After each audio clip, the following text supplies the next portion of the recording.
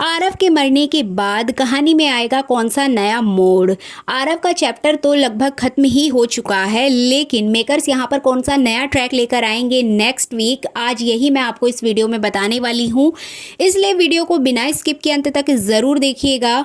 और अगर आप हमारे चैनल द फिल्मी रास लीला पर नए हैं तो सब्सक्राइब करना बिल्कुल भी ना भूलें। तो चलिए देरी ना करते हुए आज की इंटरेस्टिंग वीडियो स्टार्ट करते हैं।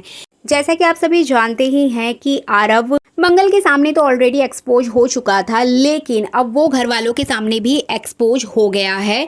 जैसे कि मैंने प्रीवियस वीडियो में भी बताया था कि वो ईशाना के साथ बदतमीजी करता है।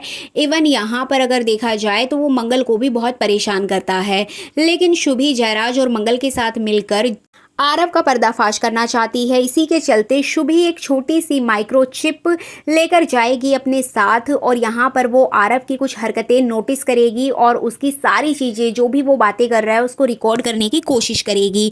अब आप यहाँ पर देखेंगे कि आरव कहीं ना कहीं ईशाना को चोट पहुँचाता है। जैसे कि आप जानते ही हैं, उसको हर्ट करता है, उसका हाथ जला देता है। इधर ईशाना बहुत रोते बिलखते हुए नजर आती है। तभी मंगल दौड़ के जाएगी और अपनी बेटी को समझाएगी कि मैंने तुम्हें मना किया था लेकिन तुम नहीं मानी, लेकिन कोई बात नहीं, मैं अब भी तुम्हारा साथ दूंगी और उस आरव को हम जड़ से खत्म कर देंगे, उसकी बुराइयों को खत्म कर देंगे। तो इस तरह से वो अपनी बेटी को दिलासा देती है।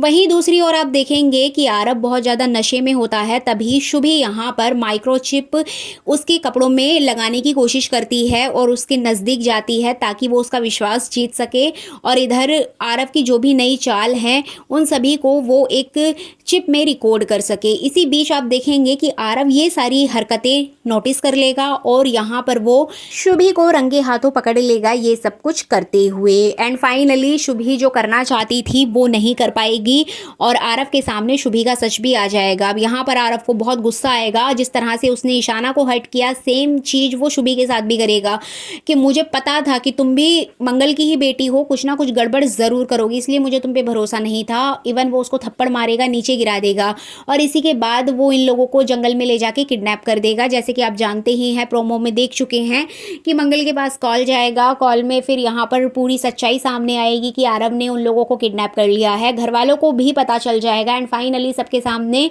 आरव का राज खुल जाएगा। अब यहाँ पर सौम्या को सबसे ज़्यादा डर लगेगा कि अगर आरव की सच्चाई सामने आ गई तो आरव हमारा नाम भी लेगा और हम यहाँ पर फंस जाएंगे। इसलिए वो आदित्य को रोकती है कि आदित्य तुम वहाँ मत जाना, अगर तुम गए तो कहीं ना कहीं गुस्से में आके आरव तुम्हारा नाम ना ले ले।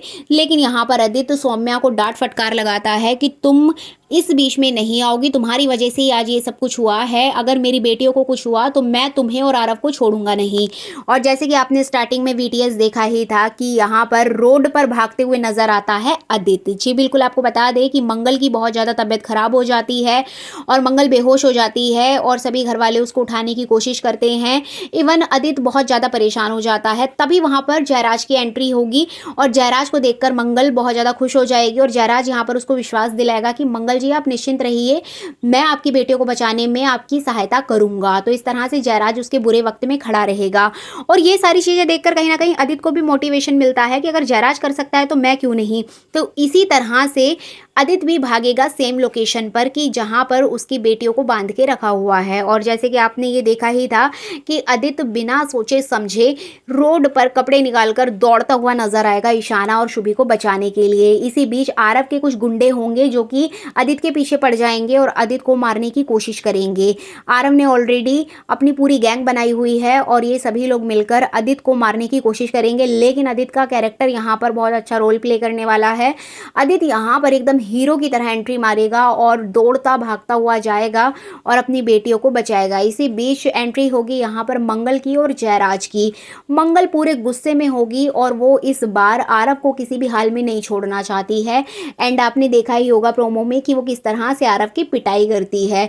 लेकिन इससे पहले आरव शुभी और ईशाना को बहुत हर्ट करेगा, उन्हें चोट पहुंचाने की कोशिश करेगा और ये सारी चीज़ें वो रिकॉर्ड करके बार बार मंगल को सेंड करेगा ताकि मंगल और दुखी हो जाए, और होगा भी कुछ ऐसा ही। इसी बीच जयराज अपनी पूरी पुलिस फोर्स को चारों तरफ फैला देगा ताकि आरव अगर भागने की कोशिश करे तो कहीं ना कहीं से उसको पकड़ लिया जाए। एंड फाइनली इन्हीं सब छीना झपटी के बीच हादसा हो जाएगा आरव के साथ। आरव गिर जाएगा, उसको चोट लग जाएगी और वो मर जाएगा और यहीं पर उसका जो चैप्टर है वो क्लोज हो जाएगा।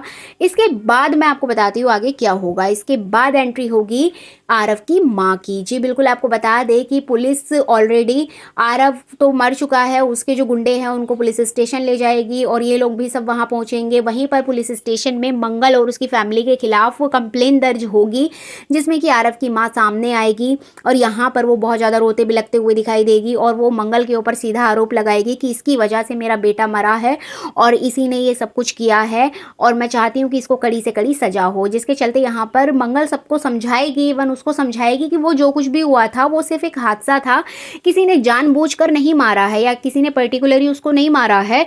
और रही बात आपके बेटे की, तो आपका बेटा भी दूध का धुला हुआ नहीं था, उसने इतनी गंदी हरकतें की थी मेरी बेटियों के साथ, इवन वो देश के खिलाफ भी इतनी बड़ी साजिश रच रहा था, तो उसका जाना कोई बड़ी बात नहीं है। तो यहाँ पर मंगल उसको समझाने की कोशिश करेगी कि मैं आपका दुख समझ रही हूँ, लेकिन आरव को किसी ने जानबूझकर नहीं मारा है। और यहाँ पर पुलिस भी इस बात को एक्सेप्ट करेगी कि वो देश के खिलाफ साजिश रच रहा था, तो कहीं ना कहीं एनकाउंटर में वो मारा गया, इस तरह से इस पर कोई केस नहीं बनता है।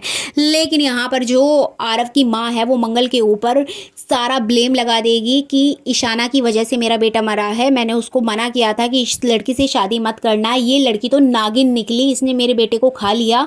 अब यहाँ पर मंगल सफाई देगी कि आपका बेटा मेरी बेटी को मेंटली फिजिकली टॉर्चर करता था, इसमें मेरी बेटी की गलती नहीं है। लेकिन यहाँ पर जो ईशाना है वो बहुत ज़्यादा डरी सहमी हुई खड़ी हुई नजर आएगी। तभी आप देखेंगे कि जो आरव की माँ है उसको मारने की कोशिश करेगी, तभी सब लोग वहाँ पर पुलिस स्टेशन में उनमें बीच बचाव करेंगे। लेकिन यहाँ पर आरव की माँ सीधा ब्लेम लगा देगी मंगल के ऊपर कि आप भी तो अपने पति के साथ लड़ाई झगड़ा करती हो, आप भी तो अपने पति से अलग रहती हो, तो पति पत्नी में तो झगड़ा होता ही है, इसका मतलब ये नहीं है कि किसी को जान से मार दिया जाए। तो यहाँ पर सारा ब्लेम लाकर खड़ा कर दिया जाएगा मंगल के ऊपर। इसी बीच आप देखेंगे कि यहाँ पर मंगल को वो सारी बातें याद आएंगी जब आदित्य जयराज से बोलता है कि आप मेरी बीवी से प्यार करते हो, आप मेरी बीवी के साथ रहना चाहते हो। बहुत घटिया तरीके से ये सारा कॉन्वर्जेशन होता है, जिसमें कि यहाँ पर जयराज साफ तौर पे बोल देता है कि मैं आपकी बीवी से प्यार नहीं करता और आप इस तरह की घटिया बातें कर क्यों रहे हैं। इवन यहाँ पर जो जयराज है वो आदित्य का विश्वास जीतने के लिए मंगल की कुछ बुराई भी कर देता है, मतलब वो मंगल के बारे में कुछ भला बुरा बोल देता है और वहाँ से चला जाता है। अब कुसुम और मंगल की सारी बातें सुन के बहुत ज़्यादा दुखी होते हैं, बहुत ऑकवर्ड मोमेंट हो जाता है।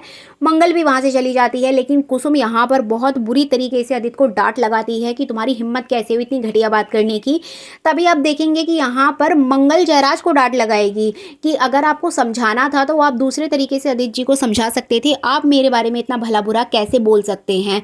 तो यहाँ पर इन दोनों की नोकझोंक देखने को मिलेगी, जिसके चलते यहाँ पर जयराज उसको समझाएगा कि देखिए अगर मैं बहुत प्यार से समझाता तो आदित्य कभी नहीं मानता और हम लोगों पर शक करता, इसीलिए मुझे आपके बारे में दो चार बुरी बातें कहनी पड़ी, प्लीज़ मंगल जी इस बात को समझिए। लेकिन मंगल यहाँ पर जयराज से बहुत ज़्यादा नाराज और लड़ते झगड़ते हुए दिखाई देने वाली है आने वाले एपिसोड।